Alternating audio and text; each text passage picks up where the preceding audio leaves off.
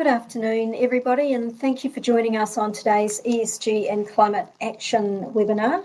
Our presenter today is Carl Check. Carl is a founding director and strategic consultant at Foreseeable, bringing a wealth of experience from senior roles in sustainability at prominent organisations such as Vector and KiwiRail. With a strong background in sustainability leadership, Carl has established highly effective programs within these organisations to embed sustainability, deliver leadership and help drive transformational change.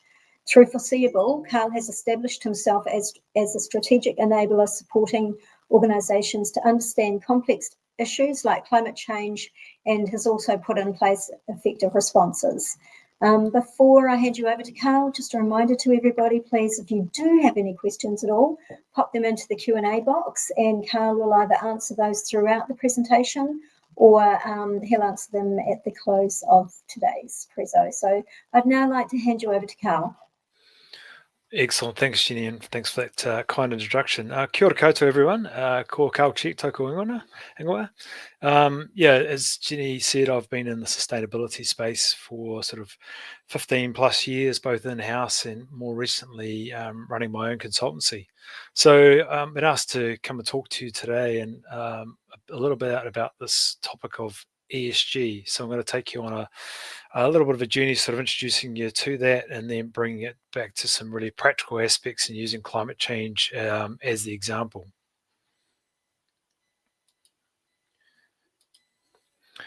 So today I was going to look at the kind of the purpose and the structure of ESG and the frameworks and things that are out there. We'll look at how the data and information is being used by both businesses and investors to shape their decisions. And then we'll look at how do we connect ESG concepts back into surveying and spatial profession to make it real for you.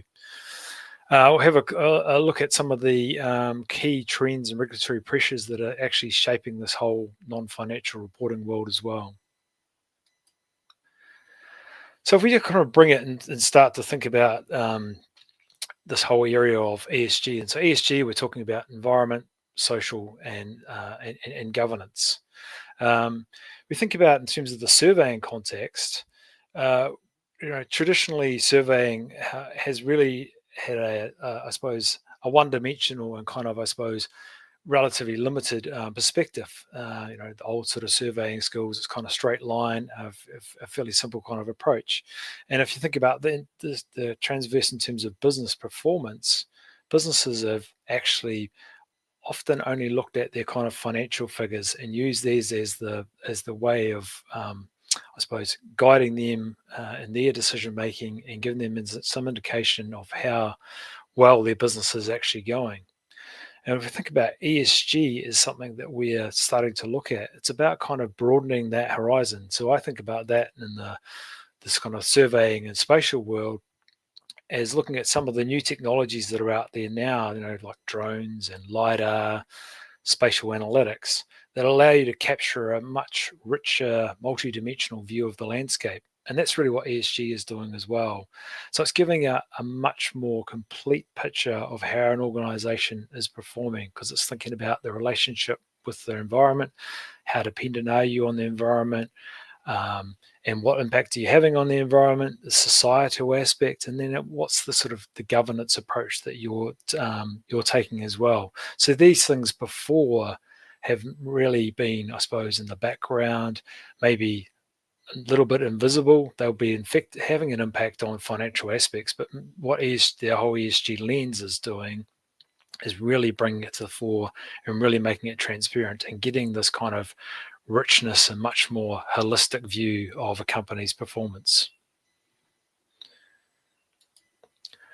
So if we look at what do we mean by ESG, and so we've got the three dimensions. So as I said, the environment is very much about that aspect of how your company's impacting on the environment, but also how the environmental aspects impact on you as an organization.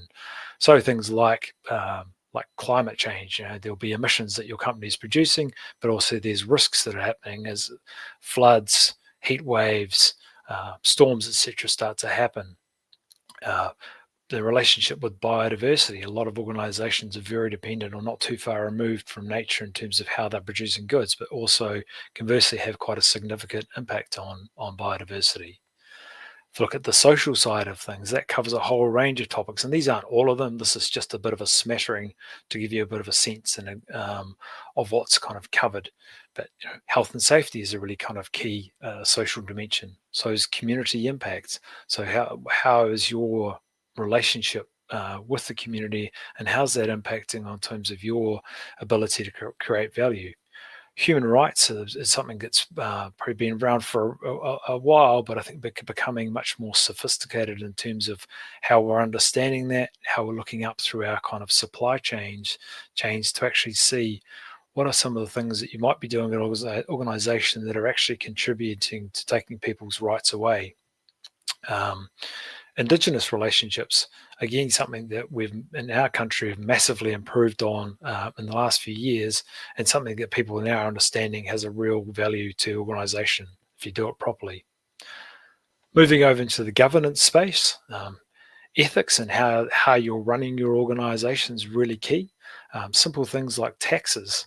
Are you paying the right taxes? How's your tax approach, tax strategy? Corruption, what are you doing, and what measures and things have you got in place around corruption? So the whole ESG kind of lens is kind of the way or the taxonomy of looking at all of these different aspects, so we can see how well is an organization performing across these three different lenses.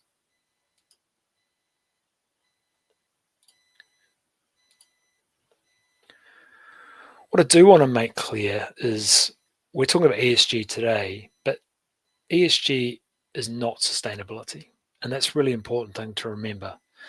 So I think people do tend to talk interchangeably about ESG and sustainability, but they really are quite different. If you think about from this perspective, if I give an example that probably relates to your area, sustainability is about kind of the landscape that we're all trying to navigate. It's kind of that real world terrain that's out there. And ESG is kind of a little bit like our kind of map or our kind of compass that it provides the kind of the tools, the coordinates to help us measure where we are, where we're going, where we've come from. And so you think about ESG is very much about that framework or taxonomy. It's a kind of a lens that we're looking through to kind of say, how well is this organization performing on these non-financial aspects? What are some of the risks that are out there? What are some of the opportunities that could be cashed in? And it really enables this measurement and reporting of impact. So in a way, I suppose it's almost like a way of the financial kind of system interpreting sustainability. But sustainability is much more about the principles that we've got in place, how are you actually making things happen on the ground, and it's about creating that kind of broader impact for society and environment. So it's key to sort of get that distinction when people talk about ESG. ESG in itself is not sustainability.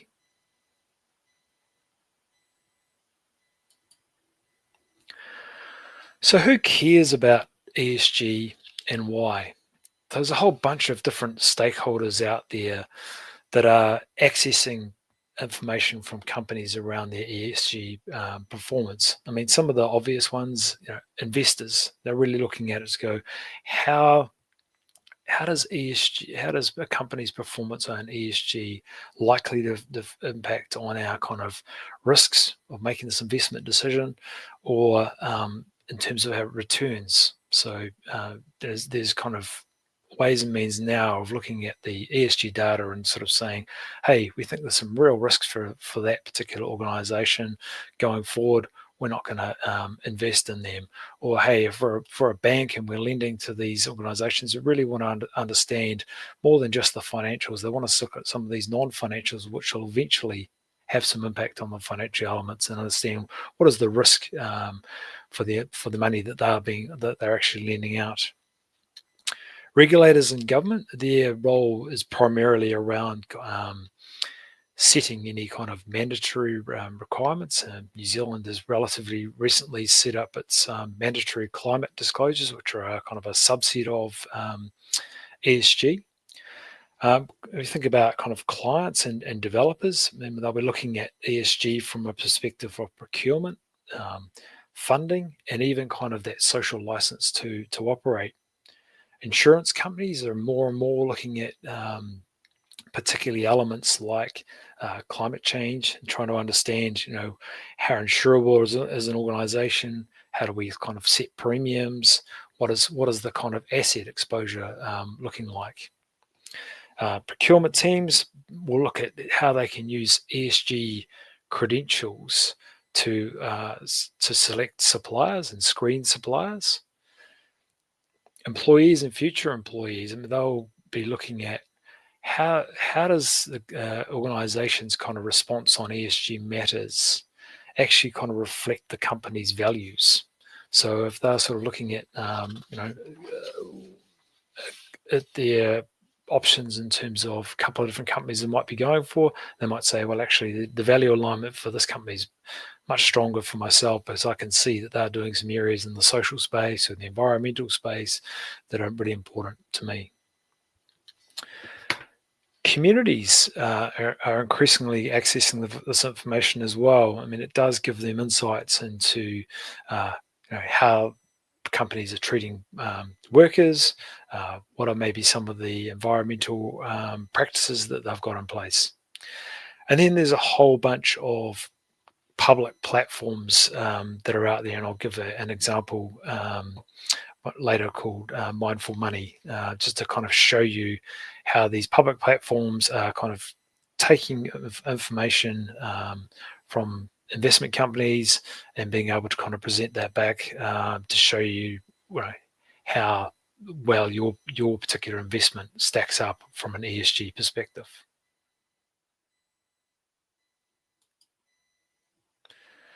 This is a pretty busy slide.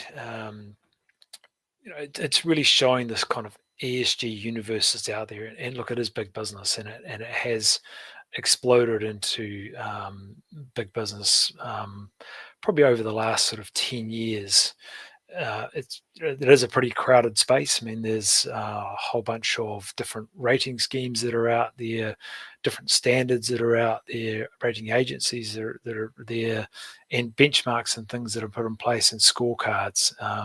So organise some of the big corporates in New Zealand will be either submitting information to be rated on these scorecards, or conversely, these organisations will be scraping and extracting data out of their reports and actually giving them a score based on what they can see in terms of their environmental, social, and governance performance.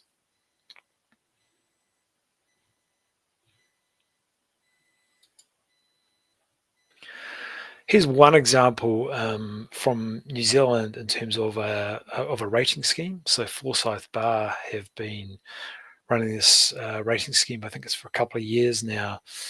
So they've gone and created a whole set of questions, and they'll go through and actually assess these companies. They're looking at how well do you, so they've divided a little bit differently. They've taken carbon out and separated that out from environment to really focus on the carbon aspect. And I think, they also have some elements of broader climate in that carbon space as well. So they're talking about, how well does an organization present its understanding of its how it's managing its physical and transition risks in terms of climate change, because that gives a really good understanding if there's a whole bunch of risk that's sitting there, if organizations actually aren't doing, and understanding how physical impacts are going to affect their business, or how transition risks are going to affect their business, and actively managing those. They're looking at things like under the environment space, where do you have policies in place around the circular economy? So the basically how products are being kind of pulled apart, repaired, returned, etc. And then also in terms of protecting biodiversity. In the social space, they're looking at things like supply chains, and then in the governance about what are some of the good practices and standards that are in place, and are organisations acting with integrity.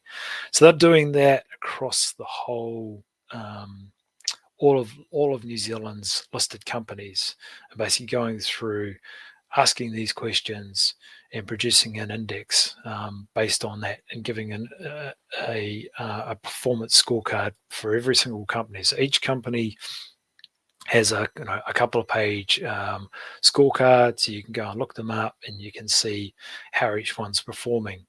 And so you can see that the amount of data that they're extracting here, and the metrics they're looking at, and I've got these individual company scorecards.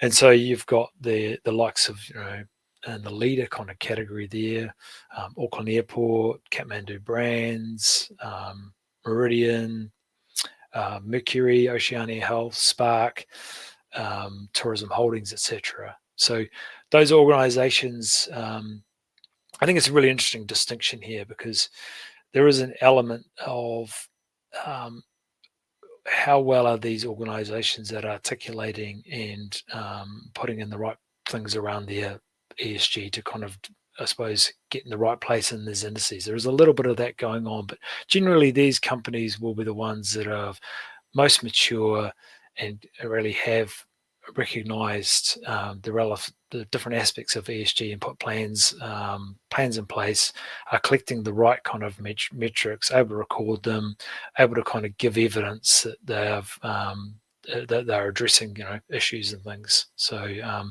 much more mature.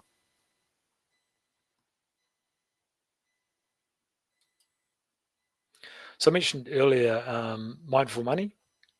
And look, I'd be interested, if anyone wants to jump into the chat. Has anyone actually looked at the Mindful Money website before?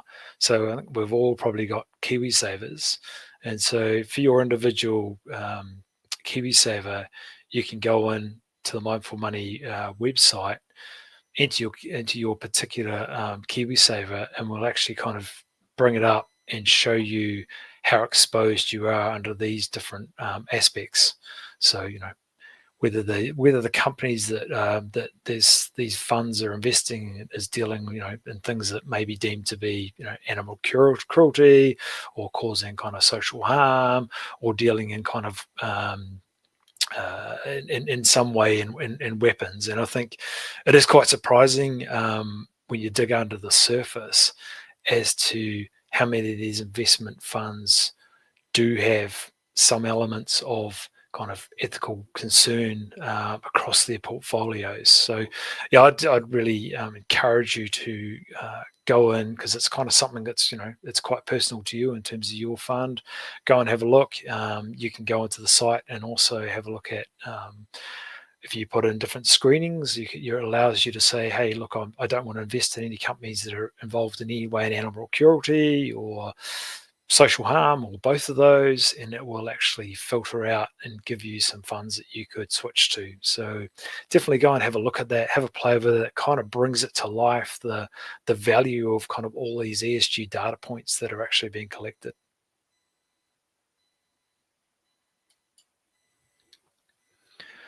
I just thought I'd pause for a second here, and so I can catch my breath. But what I'd really like to know is what area of ESG do you think your profession will be most judged on the next 5 years? So I'll just go back to a previous slide that we had, which is that one. And look, that's only part of the topics, but I love, if people want to enter into the chat and sort of identify what they think are the areas, for the surveying and spatial world that you're going to be most judged on. Let's see what we come up with.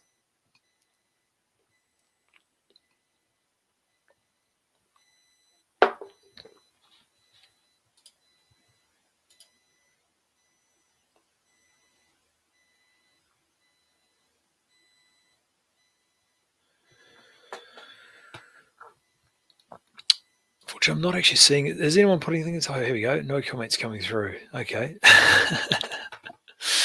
Tough audience today.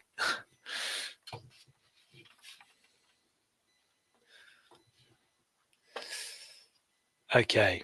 we'll keep moving on. Oh, here we go. Environmental. Yep, definitely in the environment space, and that's a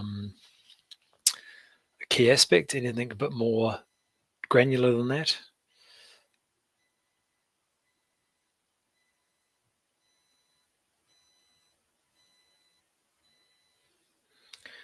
We'll keep ticking along, but if people want to add into the chat, they can.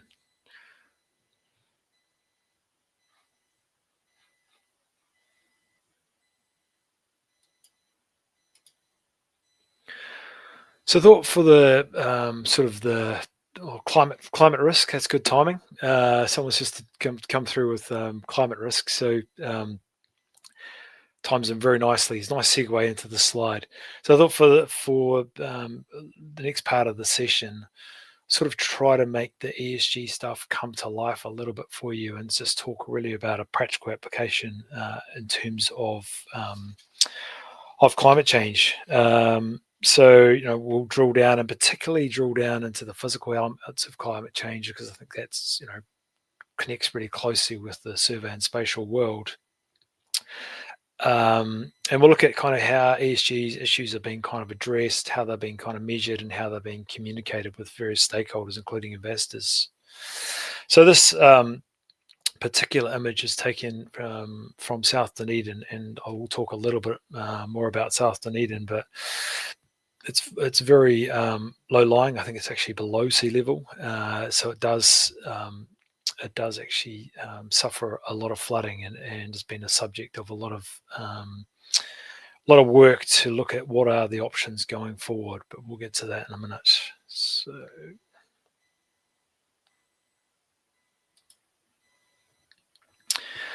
So I'm not sure if this text may be a little bit small, but we can kind of run through the general elements of it.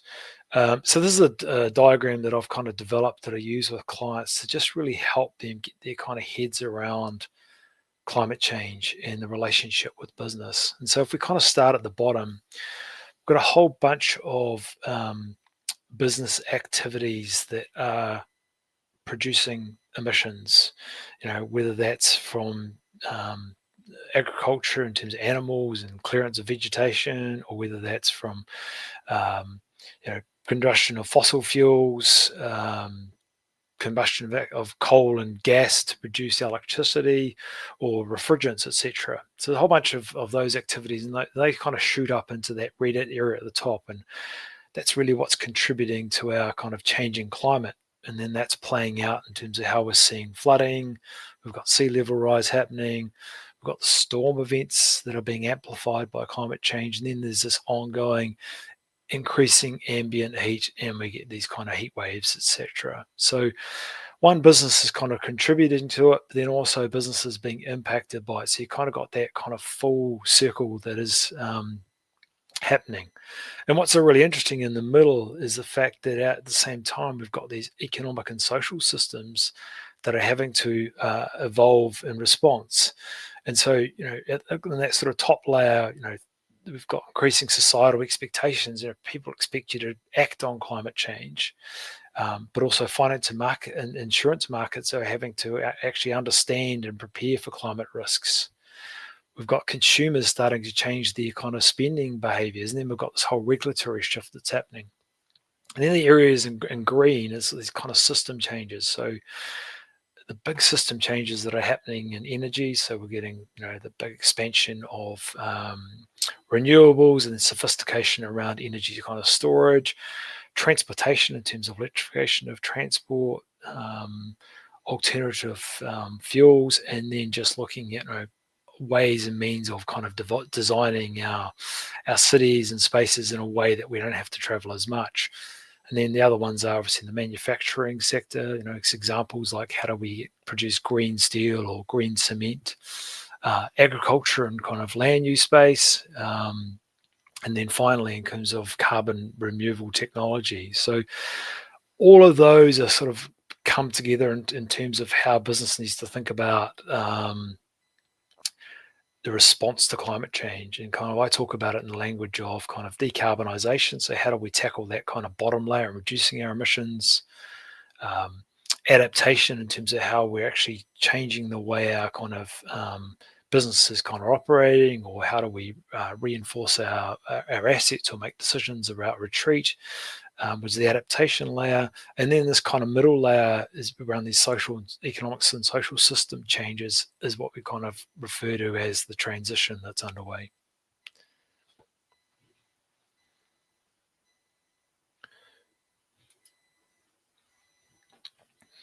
So how ESG has, I suppose, the ESG approach to climate has been evolving and relatively rapidly. I mean, there was things that have been around, this thing called the Carbon Disclosure Project, a voluntary index. Essentially, you went through and answered a whole bunch of questions, which kind of gave indications of, how well are we managing our emissions? Have we got emission targets in place? What are we doing? Have we identified the key risks, whether they're physical or economic kind of transition related risks? What are we doing around that? What have we put in place in our organisation, say with our board members? Have we educated them? Have we put, any sort of financial linked KPIs in place that are around carbon? So there was that kind of, I suppose, that kind of voluntary space that was already happening. The next step was the release of a kind of a global framework called the Task Force on Climate-Related Financial Disclosures, and that really brought around the kind of the structure that we've now got around climate change and for ESG. And so then that's been picked up and actually started to be turned into mandatory disclosures. And so in New Zealand, we've got the Aotearoa New Zealand climate standards, and they require listed companies and the significant asset holders, financial asset holders, to report on an annual basis in terms of their climate-related risks, opportunities, how they're governing it, reporting on key kind of metrics. So whether that's their carbon footprint, or what their investment they're actually putting into addressing climate change. This is all really based around giving full disclosure, primarily aimed at investors, so that investors can sit back and look at a company and say, how well placed is this company in terms of addressing climate change going forward, and is there risks and exposure to my investments from this organization.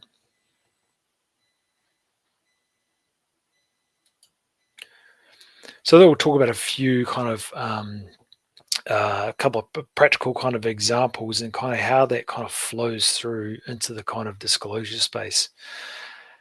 So this this particular site is Redcliffe Substation in Hawke's Bay after Cyclone Gabriel. So you can see that it's the substation's been severely flooded, and this was a fairly key substation for Transpower in the area.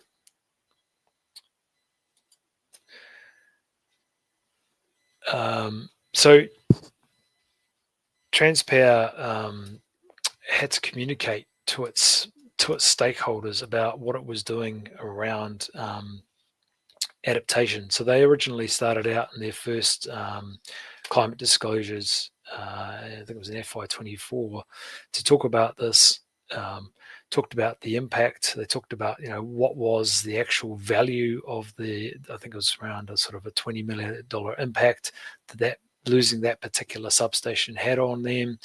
And then they communicated that they actually got an adaptation plan in preparation and communicated the date it would be released. And this is kind of just the framework from their adaptation plan, the protect, accommodate, retreat, and avoid. So it provides the kind of the high level strategies of actually how they're going to address physical climate impacts depending on each particular asset, and as to the strategy that they actually adopt. This is an excerpt out of that adaptation plan, and you can see they've just really just given an example of the types of measures that they're putting in place, the types of investment that they're making to address each of the types of climate hazards that they're up against.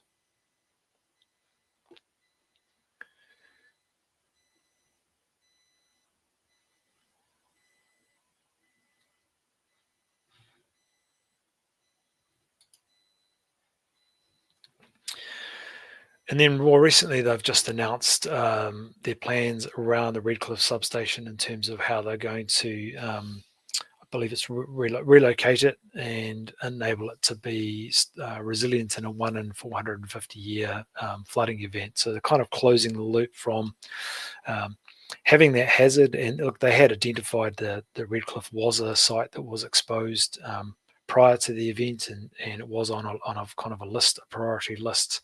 But I think what the ESG lens is doing is it's really forcing companies to be really transparent about where their risk sits and what their plans are, and how does that then affect their balance sheet? How does it then affect dividends, etc.?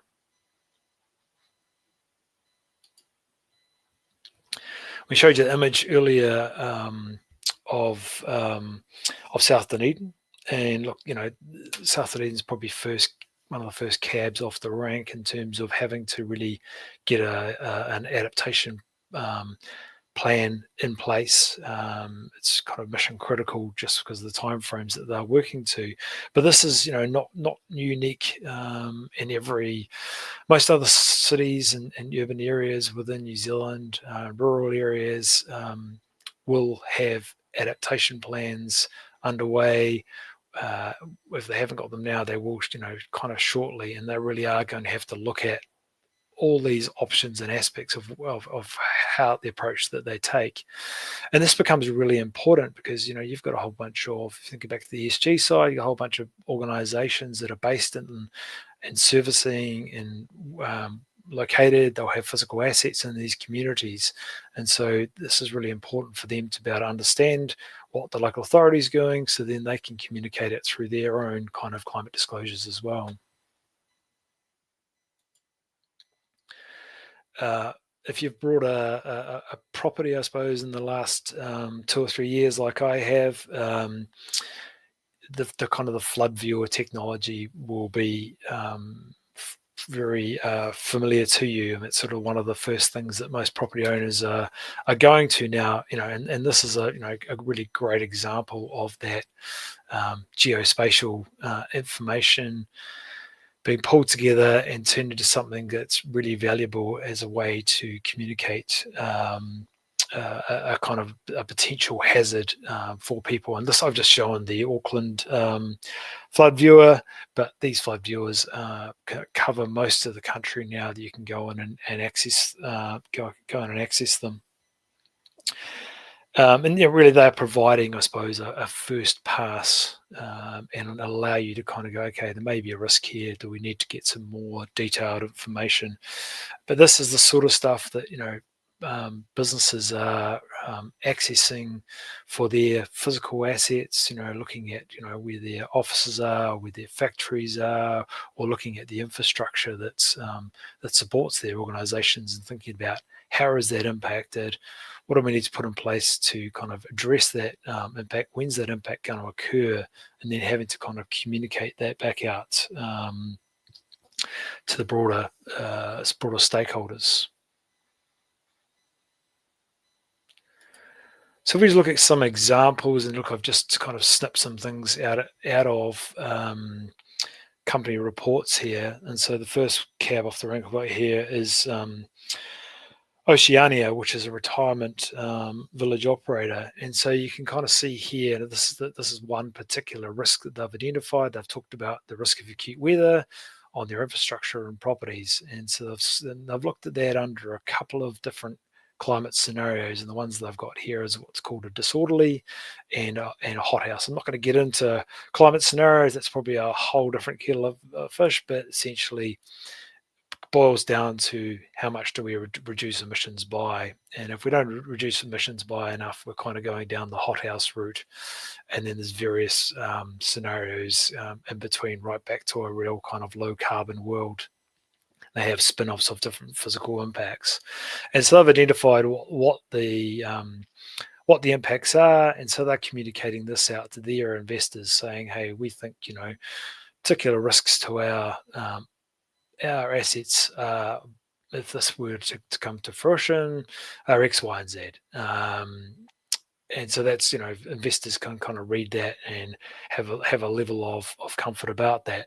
And then that kind of does get into, different levels of kind of maturity. We've got the Goodman Property Trust. They've gone into actual figures of talking about how much percentage of their assets and buildings are exposed, and they looked at that from different hazards here, and I've just shown 3 of them, but they've looked at the whole array of climate hazards that could potentially impact on their property assets. PowerCo, they have actually identified all the investments that they've got in place that relate to climate change. So things like improving the backbone of their overhead assets, relocation of overhead networks, storm hardening, establishing off-grid communities for hard to kind of serve areas. So kind of this is where it becomes, that process of going through and identifying the kind of the hazard to going right through and kind of converting that into an actual impact on our balance sheet. These are the investments that we as a business foresee that we're going to need to make into the future.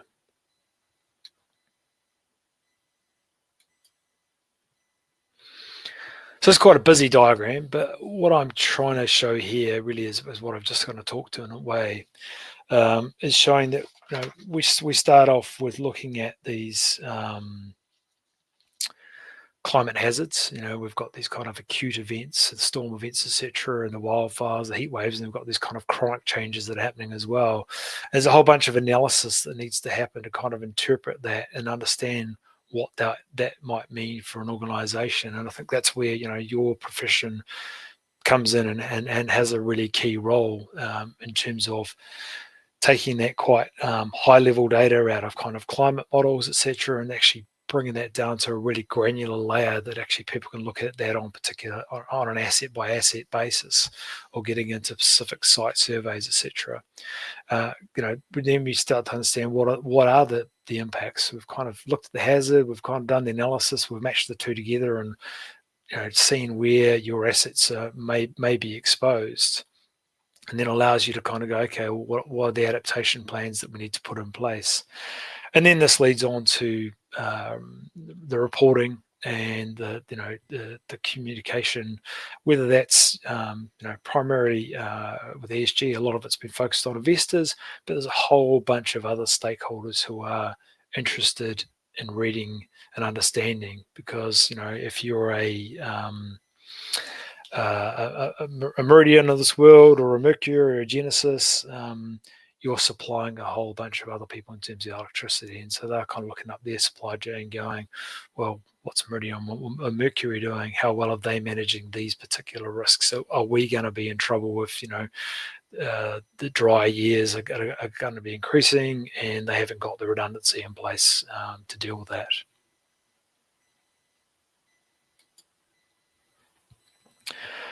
So what's it driving in your industry? And look, I think this will be stuff that you will all be already seeing. But some of the things that I started to kind of, I suppose, pick up on is the kind of remote sensing satellite information is going to become really crucial to kind of track how our kind of landscapes and things are changing. There's real need for kind of high resolution data, so you can really understand kind of flood events and how the extent of those. We look at things like coastal erosion and how that's changing, even things like urban heat islands and how that's kind of evolving. Drones and aerial surveying. I mean, I think where we have these extreme weather events, being able to get in there really quickly after and kind of survey the damage and see what's kind of changed. It can often be the fastest and kind of safest way to do that. Mapping and surveying technology. I mean, I think that's some of the flood modelling that we're having to do now, looking at what's happening in terms of coastal retreat, how resilient is our infrastructure. They all kind of rely on really accurate kind of baseline mapping.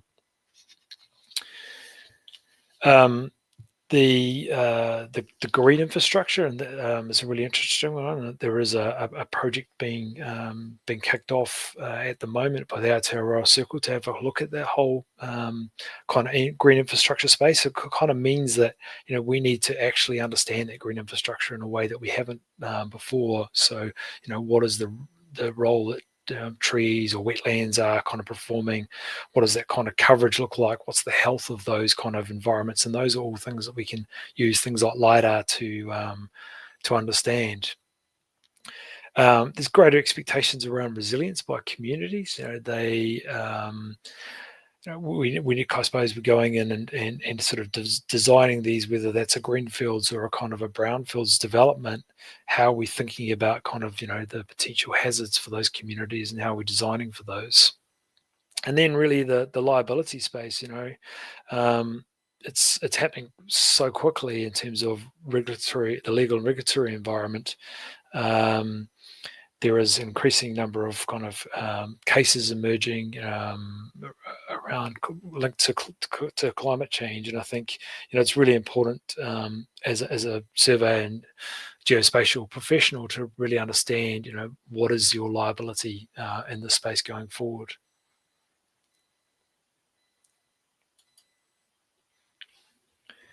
So I think in terms of just sort of wrapping up, in terms of some of the trends that we're seeing in the ESG space. I mean, there was a bit of a backlash over the last couple of years around ESG funds, and I think a lot of that, was related to a little bit of greenwashing that was happening, not enough kind of transparency and robustness behind the kind of the measures and the metrics, and so regulators are getting a lot more stricter on this, and we are seeing that kind of shift. And there's been I suppose a bit of a weeding out of some of the poor performers in that space.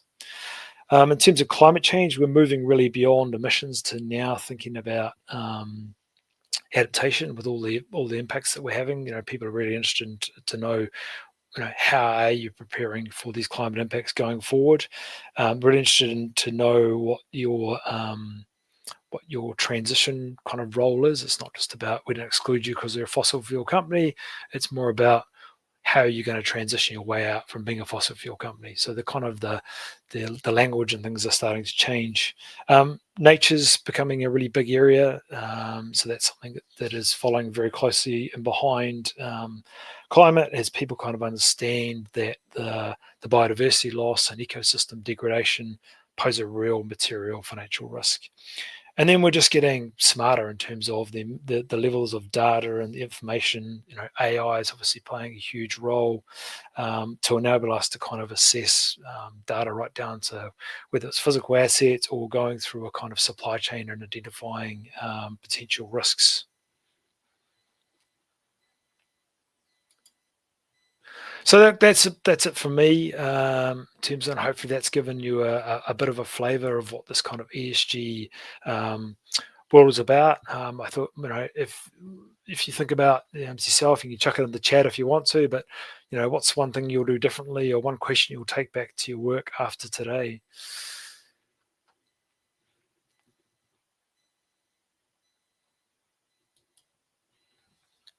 And I think we can open up if there's any particular questions. Great, thank you, Carl. To all of our members online, if you do have any questions for Carl, can you please pop those into the Q&A box so that Carl can answer them for you.